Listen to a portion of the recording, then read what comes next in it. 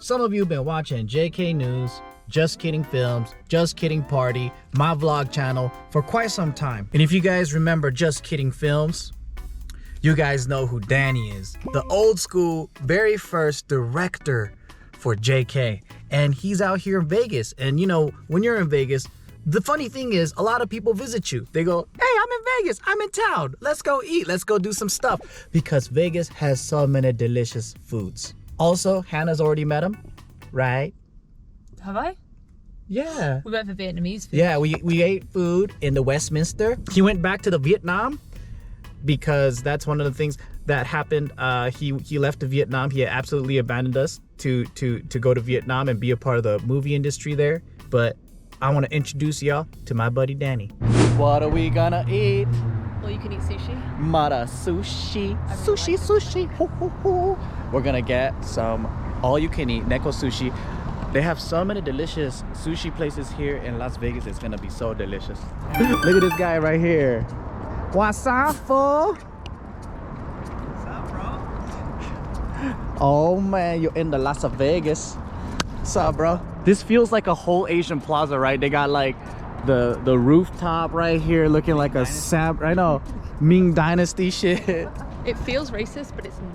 It feels racist, but it's Las Should we go on Vegas. that side? We always go to that side. Okay. So I don't know why there's two. There's one here, This one has something extra on the but menu. and then we there's never this eat it. here. That makes Oh, you can eat sushi. That's the cool, baby. Look at this. Wow. Whoa, there's more that came out. Oh dear Lord. Oh my goodness. Oh, look at this, Jeff. Whoa. Whoa. Let's go. So Danny, do you remember when we came to Vegas? So this was a crazy story. It was our first time someone was gonna kind of hire us. There was a clothing brand called Franco Shade. During the hype beast era, they had a dope ass like clothing brand. I don't know how you knew them. We just it's Orange County, so Everyone knew anyone. Yeah, everybody Okay. knew each other, yeah. The owner, he was also a pro poker player. He got one of these big time 2-story lofts in I remember that. MGM. Yeah. It's funny, we saw MGM, it's like right there. Yeah. And I remember me and Bart couldn't be there at the same time because we were so stupid. We have to go to school, right? So what ended up happening was Bart did the first part. I think he came up with you, right? Right. And then he filmed his part because we were gonna do a skit out here. Yeah. He flew back and then I flew in. Yeah. And then I think we basically had like a couple of hours together that we were together, and then we had to go separately. Yeah, and we're all decked out on free clothes. Yeah. I remember, of course. We drove my car. I had a Beamer. Yeah, and then And I had to drive it home. It's not like I wanted you to drive it home, but I felt, dude, check it out. Just enjoy it, you know? And you drove it back. Yeah. Do you remember that last time? So we have so many good memories at Vegas. Yeah. So there was that one time we just did a quick trip for some reason. The prostitute? I'm just kidding. No, The what? No, not that one. No, not that one. So what are you saying? No, I'm just Repeat kidding. yourself. No. No, it had something to do with like your ex-girlfriend or something like that. Ah, She was your girlfriend at the time. okay. But we came here and I ended up playing poker all fucking night, and I made like, I was just playing with $1 Was it? poker. Yeah. And I was like making hundreds of dollars. Hundreds. Wow. Yeah. Amazing. But you went to sleep early because you had a long day. I don't know about the girlfriend part, but I do remember you just gambling. You had a blast. For me, it was always good to see you having fun. Because, you know, if you guys don't know, Joe back end is different. It was kind of like, all right, what do I do for the next hustle? And it was a different Joe. So for me, being like, I guess, older bro, it's like, you know, how do I make him happier? You know, let's put him in front of like a gambling. That's because you always had money, because you were always like doing shit. Right. You're a hustler, bro. And I was like, you're one of the few people I knew that was making money in entertainment when me and Bart first started. Right. So that was pretty cool seeing someone live their dream, because that's when we first started. And I remember on YouTube, you were the first person that hit us up, and you're like, yo man, let's work, let's just meet up, let's work. And we're just like, who's this director dude? Who the hell's this guy? And why does he live in Orange County? And then you used to work for that Van Sun dude. Van Sun. Oh Van my gosh. Sun. If anybody that's Vietnamese don't know Van Sun, look it up. Van Sun's Van Sun, old school Vietnamese entertainer. And you took us to a studio, and at his studio, we're just like, whoa, this is like real entertainment. There's like a big fucking board with all this editing shit, and I was like, dude, this guy's real, man. Is it? Well, it wasn't my gear, it was his gear. But yeah, we got to use it. I think I used the specs were insane back then, but it really is nothing now. But it was one of the best. Yeah. It was fun. But I think we should have a proper ass like podcast one day where we just tell the whole story, because we just have so many stories and memories together. Yeah. And I love how like recently people that have been watching, they know you from the Vietnam vlogs. Really? Yeah, because I went to Vietnam and we're just together and like, yeah. Oh, yeah, so they're that's like, right. who's that guy that's always with Joe? Yeah. And then so that's basically who this guy is. Right. But there's a whole backstory. I think I've known you now for like fucking 15 years. Yeah. I've always wanted to be behind the camera. It was a choice, you know. But when I met you guys, I was like, damn, you know, I really wanted to just support you guys. And it wasn't about money for me. I remember there was that scenario where you just wanted me to be a part of it all, and I said, you guys. Yeah, we wanted you to be a part of the business, bro. We wanted you to like be a part of everything, but he didn't take a dime. Yeah. He made so many videos for us. Like, he actually helped cultivate us to like being more like film style. Yeah, and I think more so it was, I saw you guys as my little brothers. I really wanted something to happen. And when it all came to fruition, I was like so happy. And that's why maybe unapologetically I kept on telling you, dude, I wish this worked out, you know, like this and that. But it worked out anyways, right? We're all successful in our own fields and happy, so. Because you were a director during a time when there was no opportunity for Asians. Mm-hmm. This was like early 2000. Right. So like, there was nothing going on. Like, there's no Crazy Rich Asians. There's none of that, right? So literally, like, I think you made the right choice by going to Vietnam and becoming a director out there. Right. First thing going out to Vegas is like, are you free? Right? I think it's important, you know, like, life is short, enjoy it while it lasts. So yeah, keep in touch with your friends. Enjoy. I'm kind of curious though, because I've seen pictures of these guys from way back when he had a shaved head and everything. Oh yeah. And I can't imagine like knowing them now and knowing them then. Like, what was the first impression you had of them when you just showed up? They were exactly like me, you know, because we came from the ghetto in a sense, right? So it's kind of like, hey, what's up, bro? Mm-hmm. And not in a like, where's your set, what do you claim type thing, but it's like, hey, so look, we're cool, right? Because literally you don't know if we're cool or not. No, I think ultimately at the end of the day it was like us wanting to we're just in the same scenario. I felt so that I wanted everybody just to kind of experience this energy together, because when I went back to Vietnam, it was like no one in my age group was doing it. There was a few people, but other than that, it was just like none. So I kind of needed like conduits, you know, right? So I thought they would be like the coolest dynamic duo for me to follow, and it was, and it is in my head, I guess. But that's how it kind of like came together. But him being bald, there's no change. There was that one time, funny, Vegas. That one time in Vegas, what? We're in those lofts, and we had like the camera. It wasn't like a GoPro like this. Yeah. But we had a camera. We had a big fucking camera. Yeah. So everyone's like, "Oh my God, it's Uncle Chin! Uncle Chin!" It's super exciting.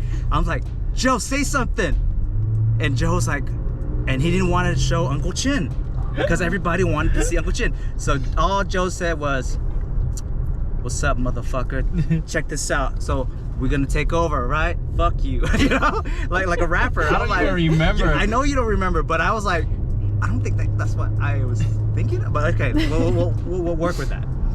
But yeah, so Joe back then with the shaved head, in certain scenarios, certain circumstances, he was exactly what you saw, right? But genuinely, he's Joe. It's been a long time since that. Yeah, but you don't do that no more, which is good. No. No, I'm just you know, I'm just here to make friends, be friendly. Exactly. Yeah, I mean, you came from Westminster, man. That's where all the Vietnamese boys came from, you know? Well, Santa Ana. Santa Ana. Oh yeah. Yeah. More like the Vietnamese Mexicans. The Vietnamese Mexicans, yeah. But it was pretty cool. I think that era was really dope. And a lot of people that remember JK from that era, I think like they really like, I think like they're really hardcore JK fans. Yeah. Because that era of JK is like OG Uncle Chin, Uncle Sam shit. Yeah. And you know, a lot of it was created because it was within that culture, living within the community. So you creating Uncle Chin and Bart creating Uncle Sam is no different from seeing my uncles like kind of doing the thing. So right now there's a guy named Sup Dog that's doing his thing. Oh, Sup Dog! Right? I love that Shout out dude. to Sup Dog. Yeah. But oh man. But I love what has happened, and there's no Sup Dog without Uncle Sam and Uncle Chin. Yeah.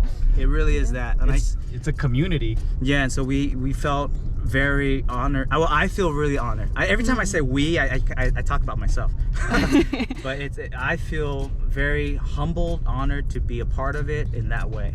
I feel like it's such a time in our like history that's like we were a part of that early Asian American entertainment, YouTube phenomenon, all that shit. Like, yeah, we were pioneering Asian comedy at the time. Dude, it was a good time. Yeah, dude. Yeah. And I mean, I could say this. I didn't want any credit. I wanted to be a part of it. That's all I needed. That's why when we did have a conversation of let's make this a thing, I went, guys, I love you guys, but I gotta follow this goal. To well, because your main goal was to be a filmmaker. Yeah, film director. So like, I think you following all that is like perfect, because then now I could have somebody I can visit in Vietnam. Yeah. Hopefully next time we will meet again, my brothers. Thank you, brother. Yeah, see ya. Thanks for the ride. Bye, guys. Bye. Peace. Bye. Drive safe. Get some gas. I know, we were having such a good conversation. I forgot I had to get gas. Look it, I only have 6 miles left. Let's go to a gas station, y'all. So it hasn't been many days since I see my account drop from 1 million to basically absolutely nothing. Still fucking dealing with this shit, god damn it. I gotta get it out of my system. We love doing these walks. Las Vegas is beautiful. It's building. You see all of these homes, they're building. It's booming. It's booming, unlike my bank account, but hey. Yeah, I'm leaving in 2 weeks. She's leaving. She's absolutely leaving me because she was only with me for my money, and now that it's all gone, now I'm really broke. No. Bags are packed. I'm taking the last of what he has. Watch, some gold bars. Yep. Drug dealer money. All of my guns, but you can't take it to UK. You got to take it to like somewhere else legal, or you could probably sell it way more on the black market. Exactly. Yeah. Oh, those guys are having fun building homes. Aside from that, I think like meeting my friend Danny and just holding friends for a long time is probably one of the best things that I like to do. People that have been around for a long time, that are meaningful. And it's unfortunate, like, people come and go. Sometimes people can't stick around because you might have differences, and you know, like, everyone has these stories. But the ones that do stick around though, I'm just like hella grateful for them, because what ends up happening is you just build such a memory together over time. You have so many stories, right? So for me, I want to bring them back on. I feel like we have so many freaking stories. I want to create like a little podcast or something. You guys are probably sick and tired of podcasts or whatever, but I feel like we have amazing just memories and stories and what we've done together. And you know, and before that, maybe I'll ask you guys some questions if you want to chime in too, because then we can make it an interactive thing. But for me, I try to keep as many friends as possible, because I think that's the whole thing. Like, when you come from a broken home and you don't have much of a big family. Now, Hannah has a big fucking family. She has a huge family, and that's why she's introverted as hell, and she's like no new friends. But for me, I have a big extended family. Like, I have hella nephews, nieces, cousins, and all that, and they're freaking lovely. They're awesome. But I never grew up with them locally close to me. They're always far away. So it was like a big adventure and a big trip to go see them. And throughout the years, I think like I just developed a way to create my own family. Sometimes they say the family that you choose is better than the family that you're given. But in your case, you have a really cool family. Yeah, cool bullshit. You have a cool family. You need people that are either legally or blood-wise obliged to stick with you. Yeah. That's what you need in life. And for me, I like to construct my own family too.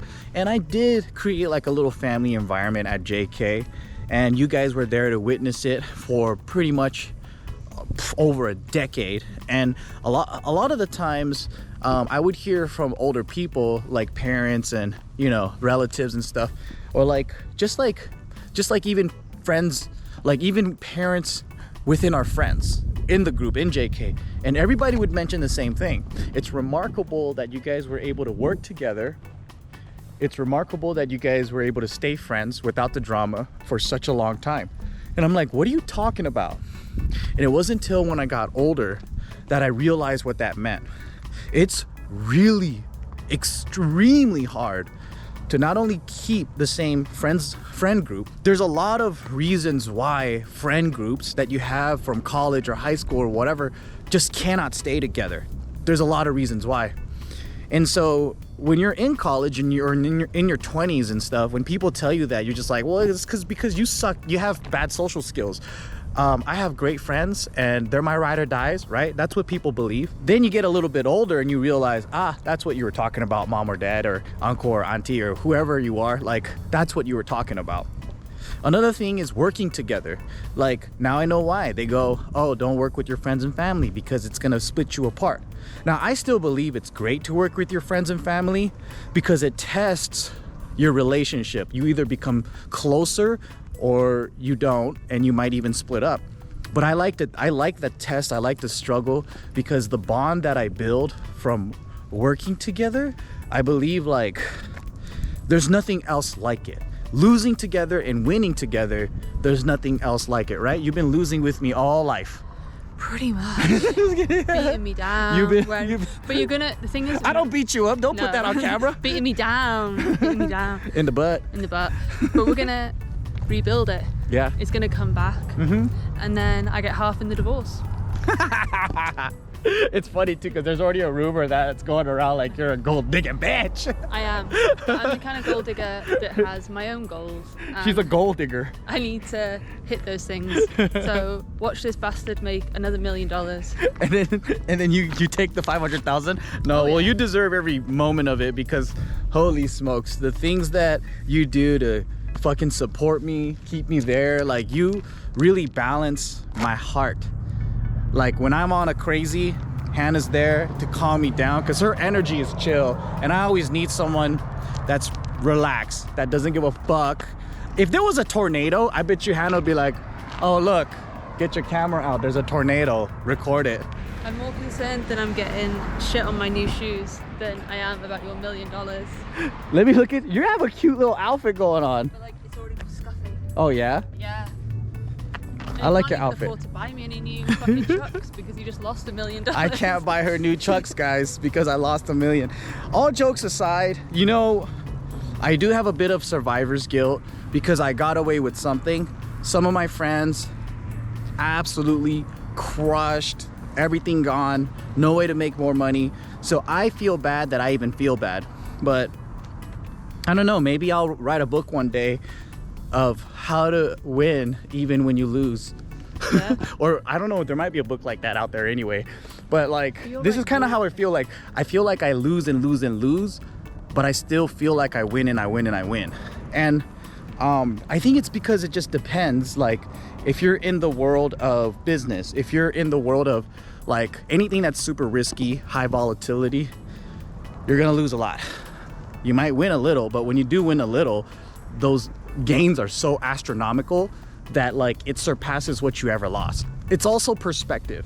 Like I've heard of a guy, mutual friend of mine, who lost $45 million in the course of a week. Nothing of not really his fault, you know, it's just business, just the conditions of the earth, you know? And these things happen. And these things I signed up to do. And this is what I was telling Hannah about too. I'm just like, dude, like when I'm in the car all these things, starting a new business, getting into crypto, getting into investments, all these things are my choices. I signed up for this roller coaster of a heartache, or roller coaster of a dream come true, the highs and the lows. We all signed up for this shit. Nothing's gonna ever be permanent. But I think the worst situations are like, let's say, people that buy a house in Kansas, hella tornadoes, and then you buy a brand new house and a fucking tornado comes and destroys it, and you have no other place to work, no other place to live. You're just absolutely fucked. What about that? Like, you just bought a house. Like, yeah, you could have bought a house in somewhere safer, but I mean, what if that's where their families were from? You know, like, that's even worse. In my opinion, that's worse than someone who signs up to invest in crypto, someone who signs up to, want to be a serial entrepreneur, whatever. We sign up for this lifestyle, so you better understand the risks that come with it. So I don't feel as bad as watching that. Now that's a true bad, Also, we're single, young, and have two of us. Just the two of us. It's not gonna be like desolate. Like, we can get that back. Yeah. Yeah. And a reminder today was like seeing my buddy Danny, how much we've come from JK in the fucking beginning, 15 years ago, making videos out on the street, and I'm still making videos out on the street, and it's just a wonderful life. Like, there's just gonna be things like that, and to me, like, at the end of the day, the social wealth tends to be the real wealth.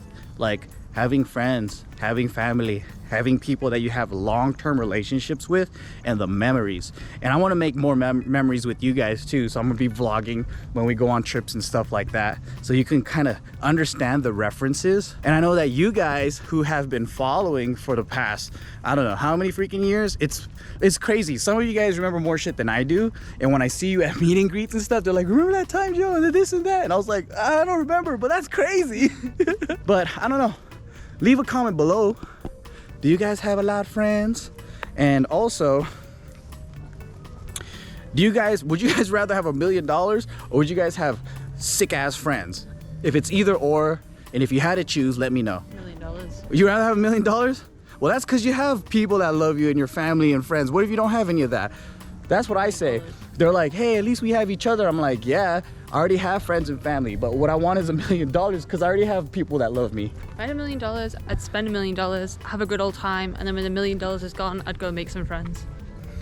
Yeah, but I'm gonna tell you this, having all that money but you're fucking alone is it's not that fun. Oh, I don't know, it might be. Yeah, it's much more fun. It's much more fun sharing that with your friends and blowing it with your friends. No, I reckon I could have fun on my own. Yeah, that's what makes you an introvert. All right, till next time, guys. Peace. Chuck E. Cheese for my birthday. Chuck E. Cheese for my birthday. Chuck E. Cheese for my birthday. Chuck E. Cheese for my birthday. Birthday. Chuck E. Cheese. Birthday. Chuck E. Cheese for my birthday. Chuck E. Cheese for my birthday. Chuck E. Cheese for my birthday. Birthday. Chuck E. Cheese.